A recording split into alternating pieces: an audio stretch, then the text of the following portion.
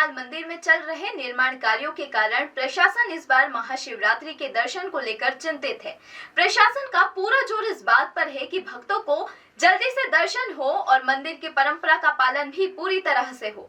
गुरुवार को महाकालेश्वर मंदिर की प्रबंध समिति ने बड़ी बैठक की। कलेक्टर आशीष सिंह की अध्यक्षता में हुई बैठक में पिछली बार की महाशिवरात्रि पर्व की व्यवस्थाओं पर विचार किया गया। इस दौरान कई बेहतर सुझाव भी आए और इनको नोट भी किया गया। आखिर में मंदिर प्रबंध समिति ने तय किया कि आज की मीटिंग में आए सुझाव और पिछली बार की व्यवस्थाओं को देखते हुए इस बार का महाशिवरात्रि प्लान बनाया जाए। ये प्लान रविवार तक पूरा कर लिया जाए। इस प्लान के साथ सोमवार को एक बार फिर बैठक की जाए और इसमें सर्वानुमति से बनने वाली व्यवस्था बनाई जाए।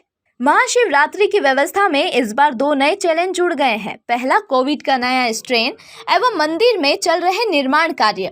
महाराष्ट्र में नए स्ट्रेन के कारण कोविड के केस एक बार फिर बढ़ने लगे हैं। महाशिवरात्रि पर श्रद्धालुओं का एक बड़ा वर्ग महाराष्ट्र से आता है। ऐसे में इनकी जांच एवं मंदिर में प्रवेश की व्यवस्था कैसी रहेगी, ये तय करना मुश्किल भरा कदम है। इसी तरह विस्तारीकरण योजना के तहत मंदिर में जगह जगह निर्माण कार्य चल रहे हैं। ऐसे में भारी भीड़ को तेजी से दर्शन कराना और मंदिर से बाहर निकालना भी चुनौती से कम नहीं है। कलेक्टर आशीष सिंह ने बताया कि कोविड एवं मंदिर के निर्माण कार्य चुनौती है, लेकिन हमारा फोकस ज्यादा से ज्यादा श्रद्धालुओं को कम से कम समय में दर्शन कराने पर रहेगा। इसके लिए एक बार फिर से सोमवार को मीटिंग की जाएगी। इसमें महाशिवरात्रि का प्लान फाइनल कर दिया जाएगा। उसकी व्यवस्थाओं को लेकर एक वृहद बैठक का आयोजन किया गया था, जिसमें जो पूरे मंदिर की प्रबंध समिति है, मंदिर के सभी जो पड्डे पुजारी हैं, दूसरे जो स्टेक होल्डर्स हैं, सभी लोगों ने शिरकत करी थी। और आज की मीटिंग में मुख्य जो विषय था कि जो पिछली बार की महाशिवरात्रि थी उस पर क्या क्या तैयारियां करी गई थी, किस किस प्रकार की व्यवस्थाएं रही थी, क्या क्या वहाँ की अच्छी चीज़ें थी, कौन कौन सी ऐसी जगह थी जहाँ पर हमको परेशानियाँ आई थी, तो सभी से फीडबैक के संबंध में प्राप्त किया गया है। वर्तमान में स्थिति जो है पिछली बार से अगर हम लोग तुलना करें तो काफ़ी अलग है, क्योंकि कोरोना का संकट अभी भी हमारे सामने है और एक नए कोरोना के फेज़ की भी बातें जो है लगातार चाहे महाराष्ट्र में हो चाहे मध्य प्रदेश के कई सारे ज़िलों में हो रही हैं। इसके अलावा मंदिर के कई हिस्सों में अभी निर्माण कार्य भी चल रहे हैं, चाहे वो स्मार्ट सिटी के हों चाहे उज्जैन डेवलपमेंट अथॉरिटी के हों। तो इन 2 चीज़ों की भी अपने को 2 चीज़ों का भी ध्यान रखना है और पिछली बार के जो हमारे अनुभव हैं, जो हमारी सीखें, उनका भी ध्यान रखना है।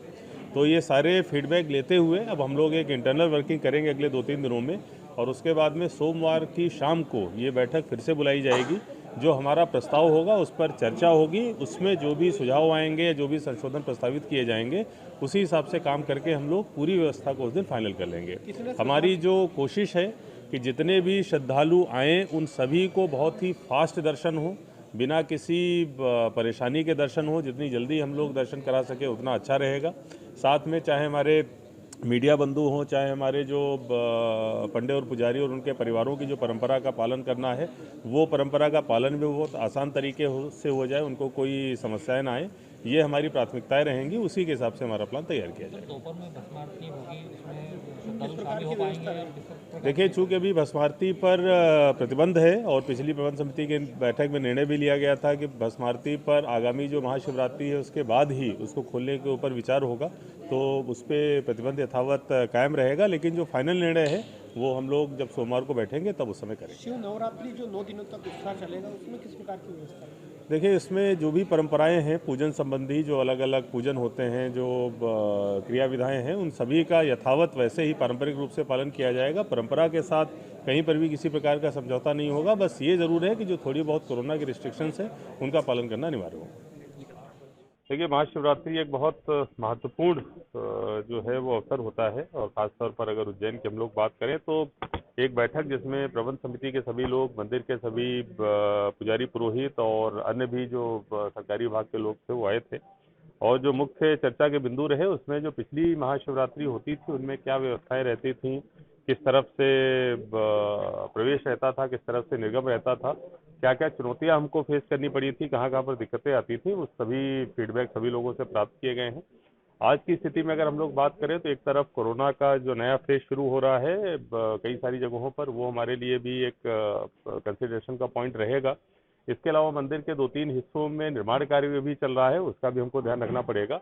तो पिछली बार के अनुभवों से सीख लेते हुए और वर्तमान की जो परिस्थितियां हैं उनका ध्यान रखते हुए जो सबसे अच्छा प्लान रहेगा, जिसमें कि सभी श्रद्धालुओं को बहुत तेजी से, बहुत कम एफर्ट में और बिना किसी परेशानी के दर्शन हो जाएं।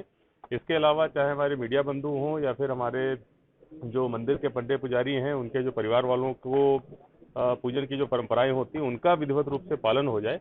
इन सब चीज़ों को दृष्टिगत रखते हुए हम लोग एक प्लान तैयार करेंगे और सोमवार को एक बार फिर से ये बैठक बुलाकर उस पर अगर किसी के कोई संशोधन प्रस्तावित होंगे या फिर कोई सुझाव होंगे, उनका निराकरण करके हम लोग प्लान को फाइनल करेंगे। देखिए, अभी तारीख तय नहीं है और ये इसमें निर्णय लिया गया था कि महाशिवरात्रि के बाद की ये कोई तारीख रखी जाएगी और बहुत जल्दी रखी जाएगी। तो जब भी या तो आगामी सोमवार की बैठक में या महाशिवरात्रि के तत्काल बाद अगले 1-2 दिनों में बैठक करके तारीख तय करेंगे। महाकाल मंदिर के सिक्योरिटी में तैनात गार्ड को 4 महीने से वेतन नहीं मिला है। गुरुवार को महाकाल मंदिर प्रबंध समिति की बैठक में शामिल होने आए कलेक्टर आशीष सिंह के सामने गार्ड ने वेतन दिलाने की गुहार लगाई। सावरी चल रहा है और क्या?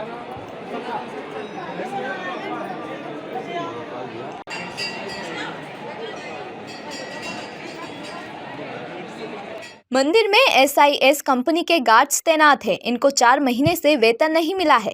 कंपनी का 93 लाख रुपए का पेमेंट बकाया है। कलेक्टर ने गार्ड्स को कहा कि सिक्योरिटी कंपनी ने कोई गड़बड़ी की होगी, तभी बिल रोका गया होगा।